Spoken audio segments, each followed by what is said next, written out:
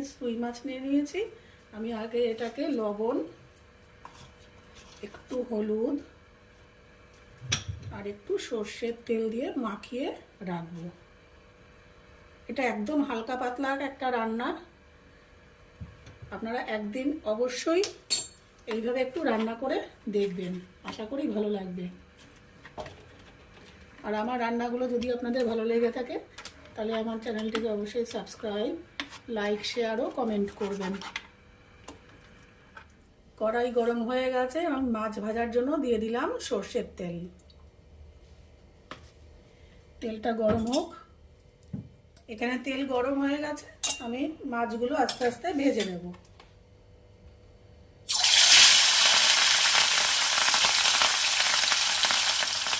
এখানে অল্প কটা মাছ, কড়াইটা আমি খুবই ছোটো নিয়েছি, সেই জন্য আমি একটা একটা করে মাছ একটু লাল করে ভেজে নিয়ে ফিরে আসছি।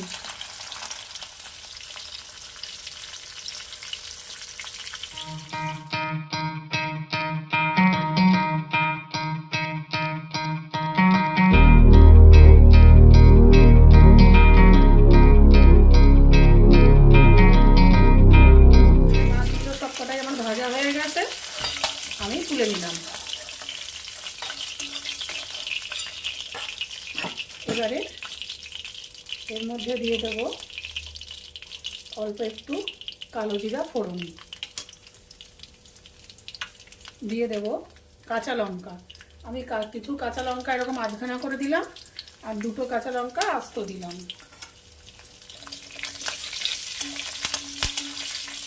গ্যাসের ফ্লেমটা কমিয়ে দেব, দিয়ে দেবো জল, পরিমাণ মতো জল।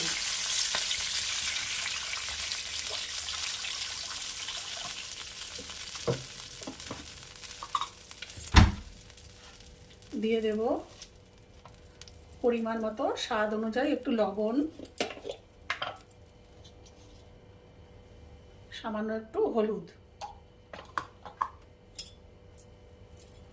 এবার ঝোলটা ফুটে উঠবে, আমি গ্যাসের ফ্লেমটা হাই করে দিলাম। এবার ঝোলটা ফুটে উঠবে।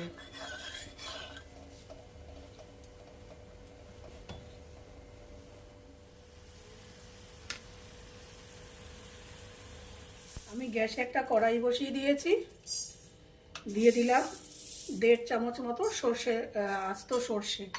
আপনারা মাছের পরিমাণ বুঝে সর্ষেটা নেবেন, আমার যে পরিমাণ মাছ তাতে এইটুকু সর্ষেতেই হয়ে যাবে।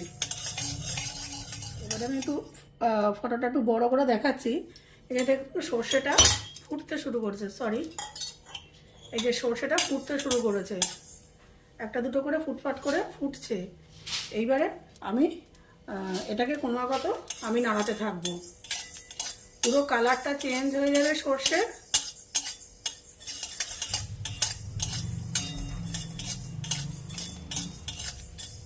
আর এরকম করে ফাটবে, এই দেখুন কিভাবে ফাটছে।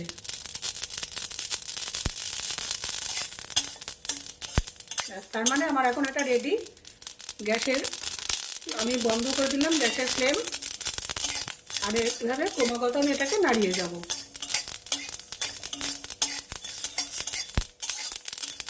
গ্যাস অফ করে দিয়েছি, ওই কড়াইয়ের গরমে এটা ভাজা হতে থাকছে।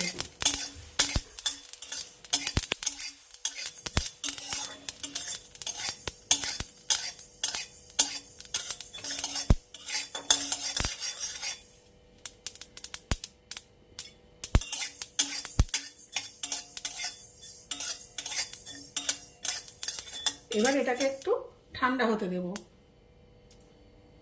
আমি সর্ষেটাকে ভেজে নিয়েছি, ভেজে ঠান্ডা করে নিয়েছি। এবার আমি এরকম একটা খল নুড়ি মতন নিয়েছি। এটা অনেকের বাড়িতে পাথরের থাকে, পাথরের হলে খুব সুবিধা হয়, কিন্তু আমার পাথরের নেই, আমার স্টিলের আছে আর লোহার আছে।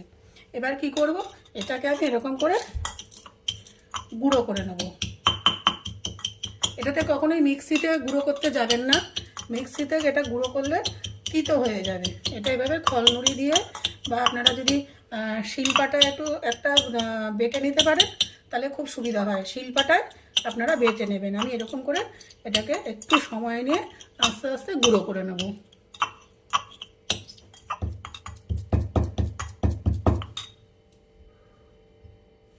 ঝোল ফুটে উঠেছে।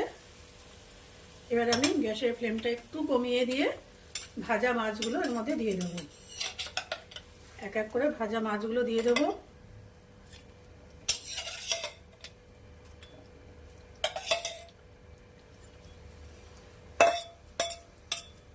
এই সাথে দিয়ে দেব কিছু কেটে রাখা ধনেপাতা।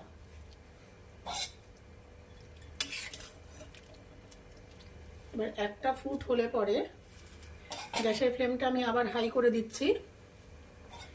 এই রান্নাটা আপনারা করে দেখবেন, যখন এমনি মাছের ঝোল, রুই কাতলার ঝোল যখন এমনি খেতে ইচ্ছা করবে না বা খুব গরম যখন পড়বে, তখন এইভাবে মাছের ঝোল আপনারা অনায়াসে করে খেতে পারবেন।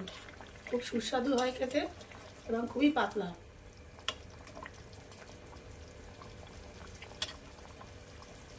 এখানে আমার লবণ টবণ সবই ঠিক আছে। আপনাদের যদি এখানে লবণ লাগে আপনারা এই পর্যায়ে লবণটা অ্যাড করে দেবেন। ঝোল ফুটে উঠেছে। এবার আমি যে মশলাটা তৈরি করে রেখেছি, বাটাটা, সর্ষে, সেটা দিয়ে দিচ্ছি। এটা পরিমাণ অনুযায়ী দেবেন, আমি এতটুকুই দিচ্ছি। আমার যে পরিমাণ মাছের ঝোল আছে পুরোটা লাগবে না, আমি করে রেখে দিলাম। আমি আবার যখন রেগুলার কোনো রান্না করব তখন এটা ইউজ করব। ব্যাস, আমার তৈরি কাসন পোড়া মাছের ঝোল। নামানোর আগে আপনারা এখানে পরিমাণ মতো, যদি খান আপনারা দেবেন, না হলে দেবেন না, দিয়ে দেবেন অল্প একটু চিনি। চিনি দিলে একটু ব্যালেন্সটা হয় রান্নার, লবণ ঝালের ব্যালেন্সটা আসে। ব্যাস, এবার নামিয়ে নেব। ফিরে আসছি আপনাদের কাছে প্লেটিং করে।